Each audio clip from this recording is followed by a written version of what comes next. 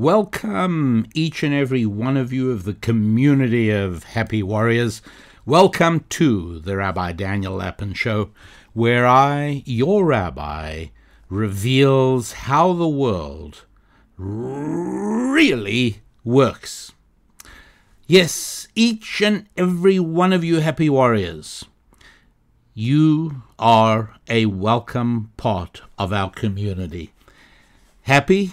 Yeah, happy warriors, happy, well, yeah, because you are someone who has come to understand that happiness is not a reaction, it is a decision.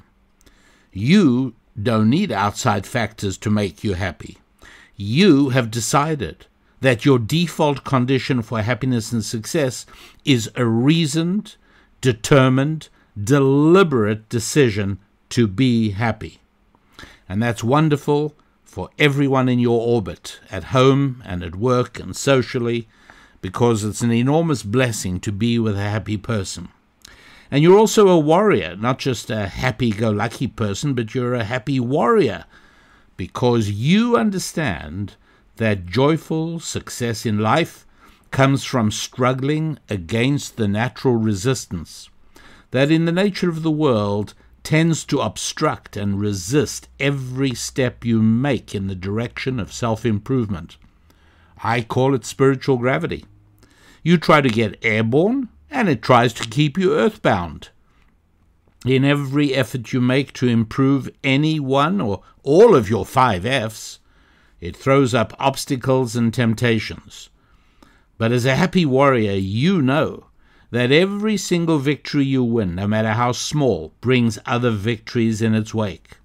And so that's why we all are not just warriors and not just happy-go-luckiers, but we are happy warriors.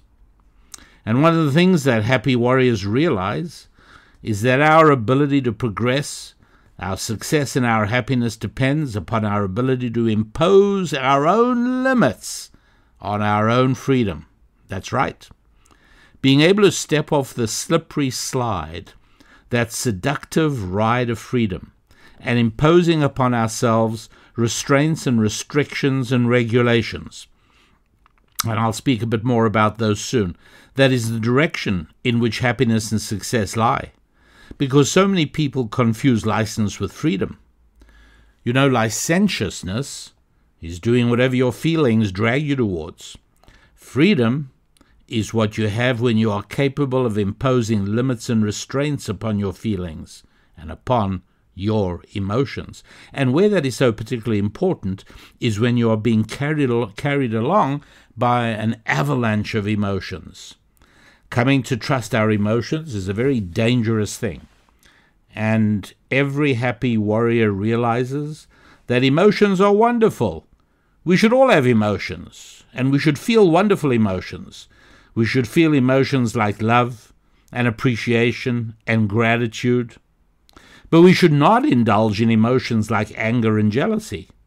Emotions are very real, no question about it, but we don't regulate our lives on the basis of our emotions. We impose limits and restraints and controls and restrictions rather than just acting on our emotions and doing whatever we feel like. And one of the things I'd love you to do, whether you feel like it or not, is to go ahead and subscribe and make sure you are part of the Happy Warrior community, so you will be able to have the incredible pleasure of advising and helping and guiding others who are on the journey and perhaps not as far as you and perhaps not as successful as you, and in turn being helped and guided and encouraged and inspired by those who might be a little further down the journey of success in your 5 Fs. So make sure that you do join. You can, of course, subscribe to the podcast, and I'd love it if you do that, obviously. And you can, of course, become a member of the Happy Warrior community.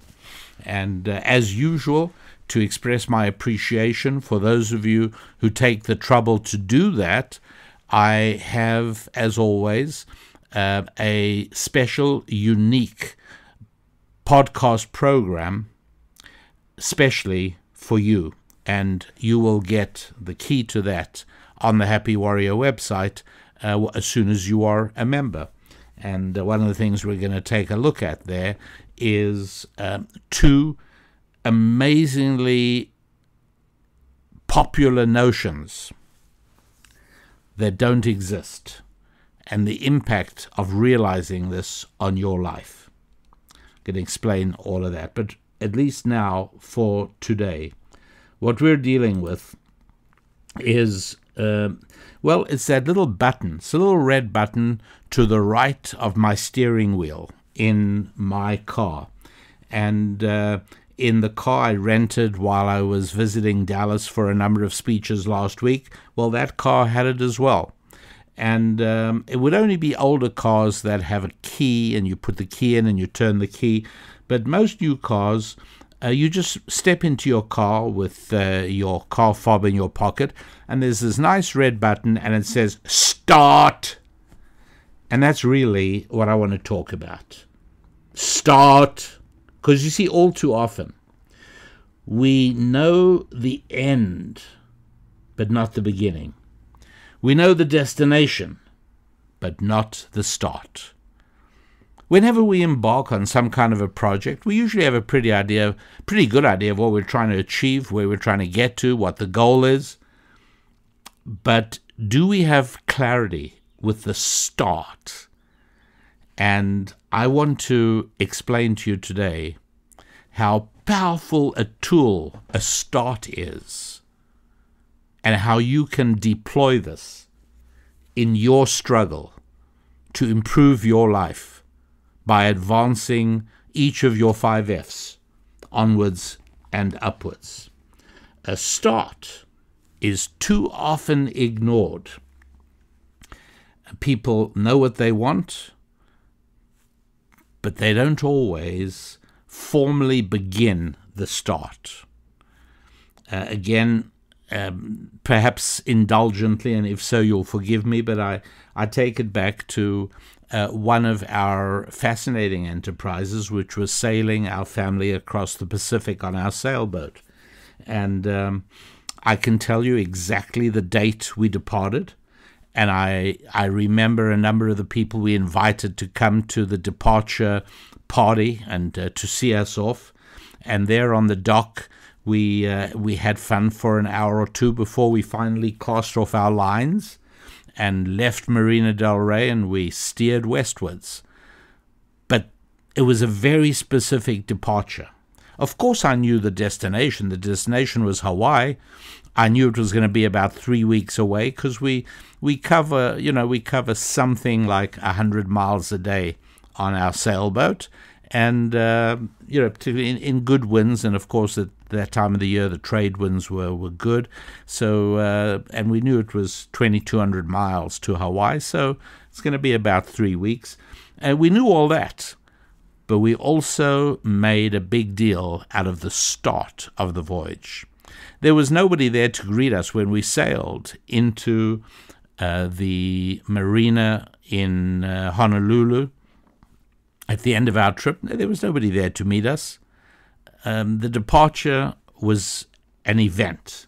The arrival, we didn't know exactly when it could be. It's not as if we could tell people, hey, meet us on the dock at such and such a time. We had no idea. For all we knew, we might arrive in the middle of the night, although I usually very much avoid trying to enter strange harbors that I don't know in the middle of the night. It's just too difficult to see navigation lights against the bright city lights, and it's just too easy to make a fatal mistake. So at any rate, starts are much more important than we realize. And generally, when we plan something, we plan it with the destination in mind, with the goal, the ultimate achievement. But we don't spend enough time focusing on the start. And so if you don't have the start clear, then very often a large part of the journey, if not all of it, becomes wasted and never reaches any kind of fulfillment. For instance, there are men who are very focused on trying to meet girls and to date girls, But there was no start. What do I mean by a start? A start would be where you formally say to yourself, I want to get married. I'm now going to be focused on getting married. And after I've dated somebody for once or twice, and it's obvious that it doesn't lend itself, that this is not a connection that is going to lead to marriage, I end it. I don't waste anybody's time, because the start of this journey is clear. I'm starting a journey to get married. Most people do it completely wrong. Most people meet somebody and then maybe they decide to get married, or maybe they don't. But that's the wrong sequence. There's got to be a start first, and then the journey, and then the destination. The destination is marriage. The journey is finding somebody you want to marry. And the start is saying that from now onwards, from this date, I am formally committing myself to get married. I don't know to who yet, but now I'm on the journey. That's the right way to do it. And whenever I hear guys telling me, oh, I just haven't met the right person yet, my answer is always, first of all, you haven't set about trying to be the right person. And the first step on being the right person is the start. You want to get married. That is the commitment.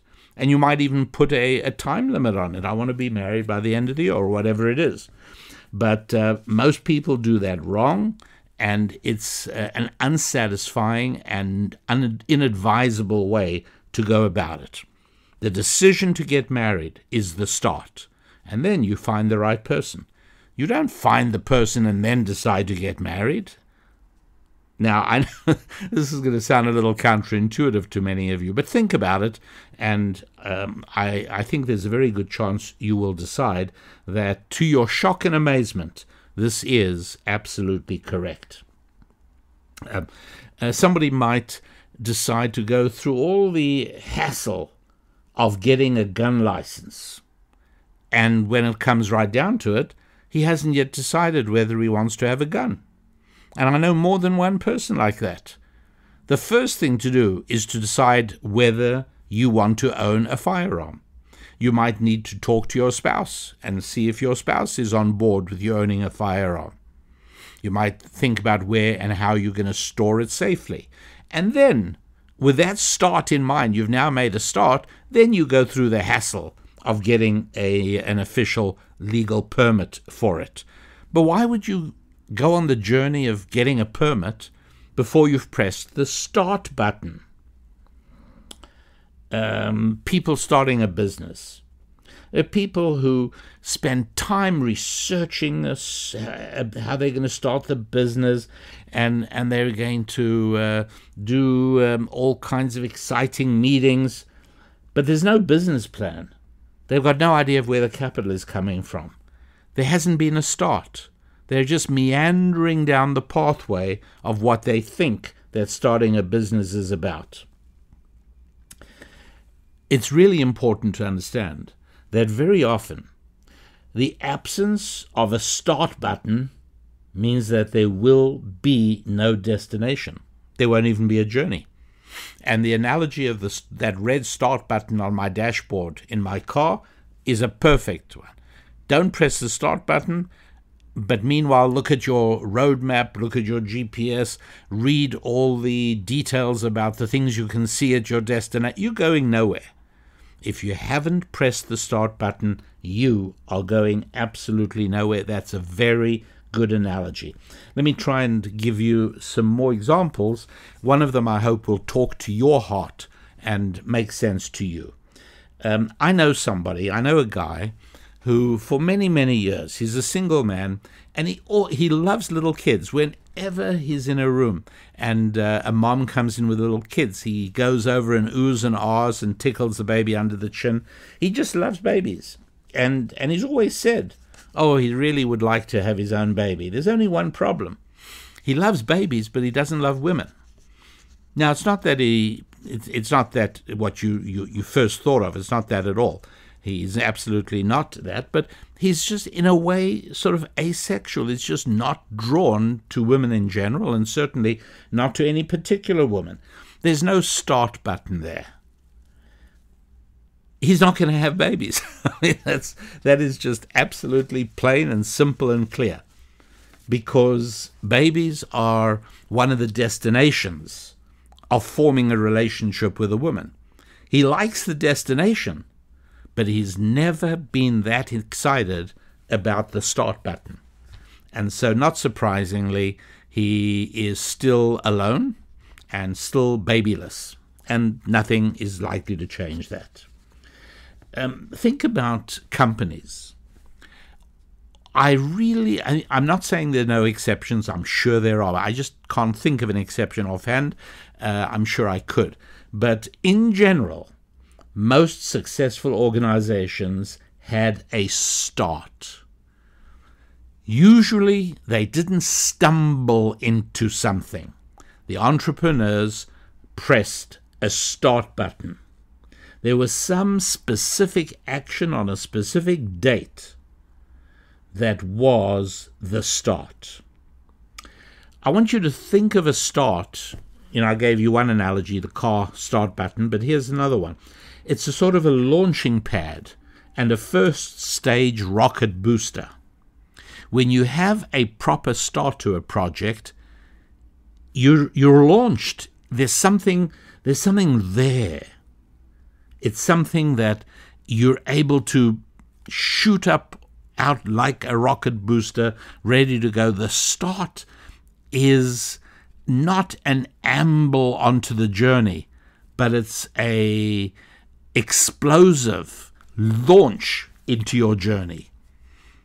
Just think of how your car rumbles when you press that start button, if you're lucky.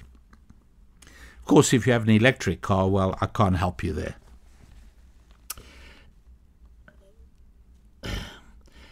A wedding. Right? Every couple knows the start of them. Every married couple knows the start of their marriage. Right? They'll tell you the date of their wedding. They even celebrate it when that date comes around every year. They celebrate it. It's called an anniversary. And so rather than just a casual thing where they have a date and then they become girlfriend and boyfriend for a couple of years, and then they live together, and then after they may or may not sort of slide into marriage, but it's just a sort of ambling and stumbling into it. That's very different from a wedding date. This is really the start of our relationship. We're not even pretending to be married in any way at all before the date of our wedding, which is still 3 months away. But that's going to be the start of our lives together. And so a wedding in that fashion constitutes a rocket booster, a launch pad. Absolutely. One of the most successful brands out there right now, Amazon, right?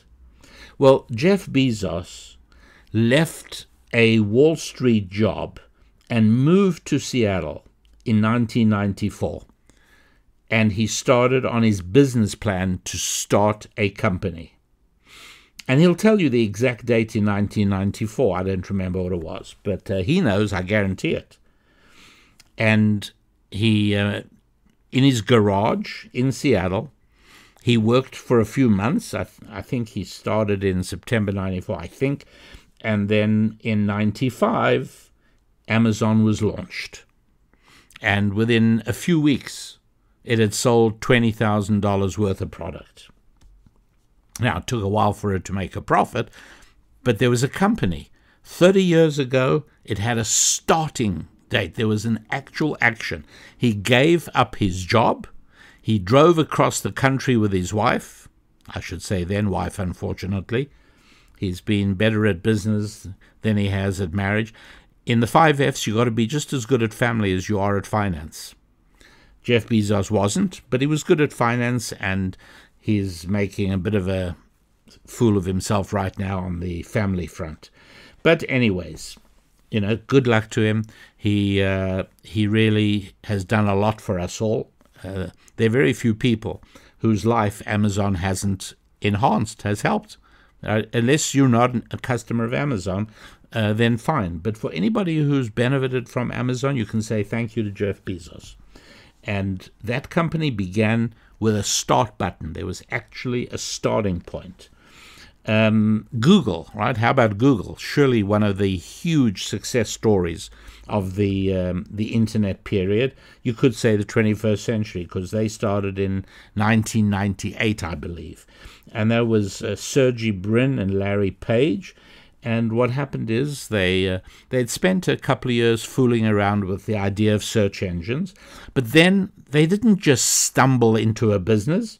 They rented a garage from a woman called Susan Wojcicki, and Susan Wojcicki later on became, I think, a CEO at Google, at YouTube, which was subsequently owned by Google.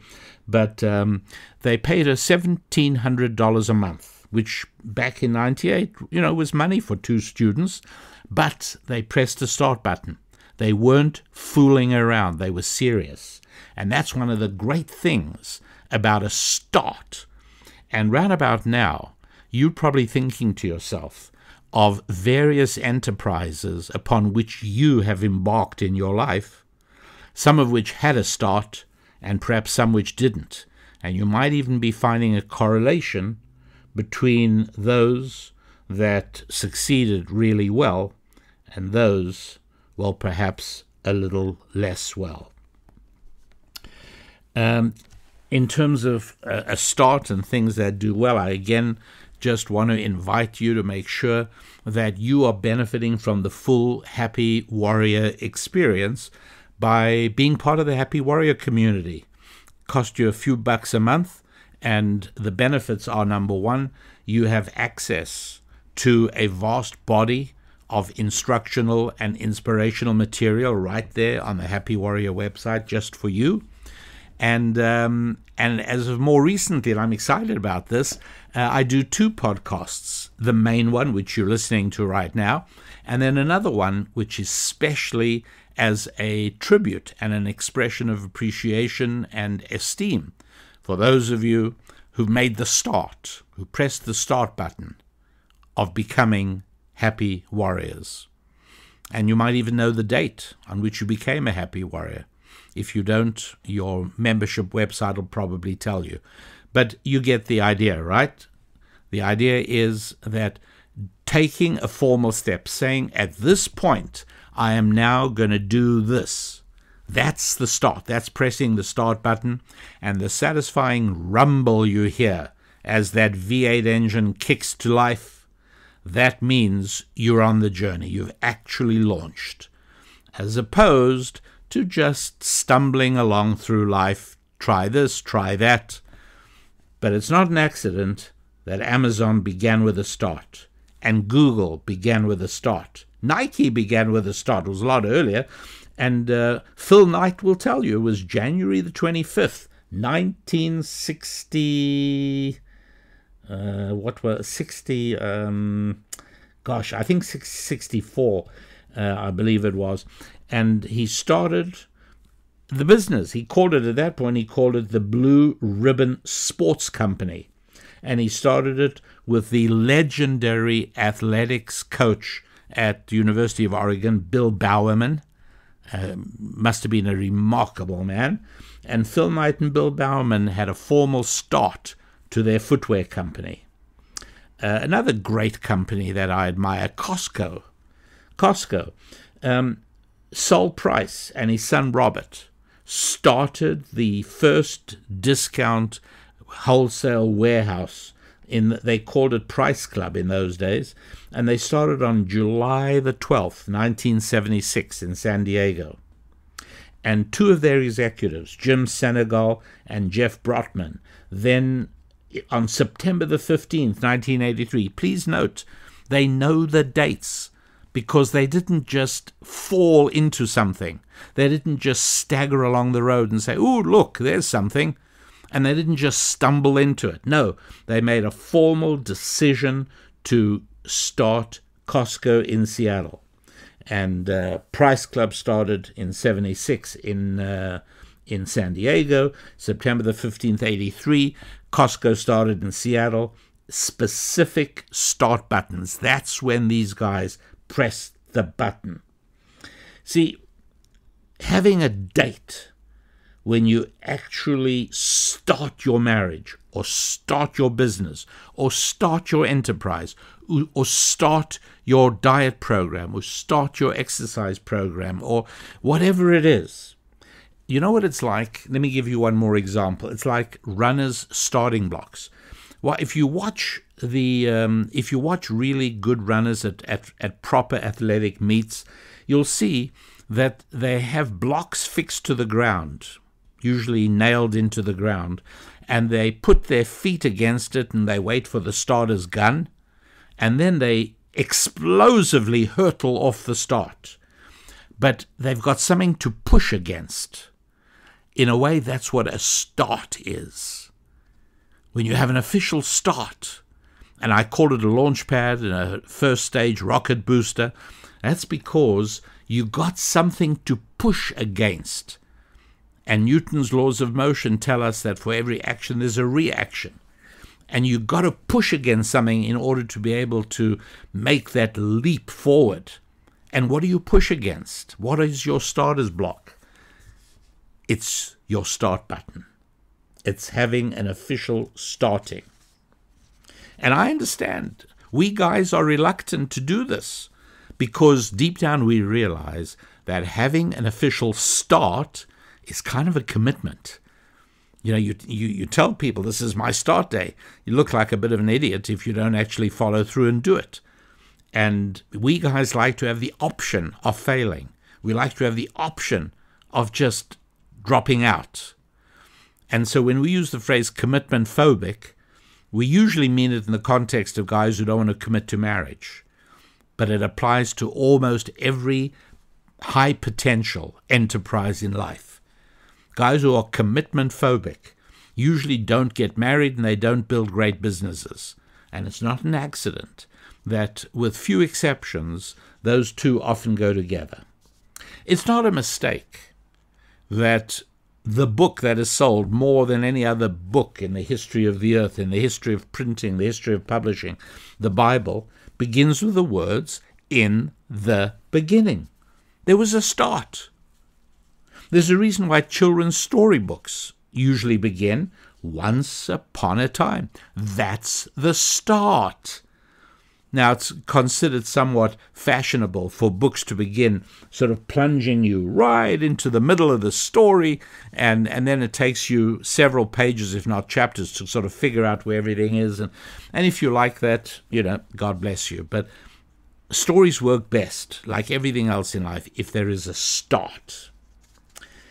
The year, interestingly enough, this coming Wednesday, the beginning of October, is Rosh Hashanah. It's a Jewish Bible festival called the head of the year. Often gets translated as New Year incorrectly because it's not a party time. It's not a New Year time for, pretty drinks and colored hats. No, it's a serious, solemn time. It is the running blocks. It's the starting blocks for the year. It's great. That's what it is. It's a serious, 2-day festival where we are starting the year.